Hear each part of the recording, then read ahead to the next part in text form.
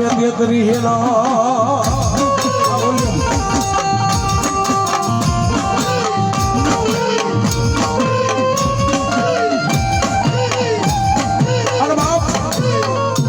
ધરતીની માથે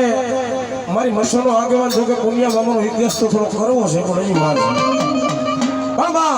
મારી રાણવાળી મસો બેઠી હોય સોનવાળી મસો બેઠી હોય અને એમનું નામ લેવાતું હોય એ પુનિયા મામાની ડાક વાગે પણ પ્રથમ પહેલા તો જે અમારો ભરૂડો સમાજ બેઠો ભરૂડની નાયક બેઠી છે અને મારી મસોને માનતા હોય મારો મસોનો દીવાન કહેવાય હા મારી મસોનો તારણહાર કહેવાય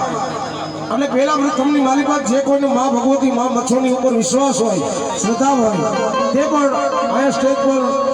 ઓગજો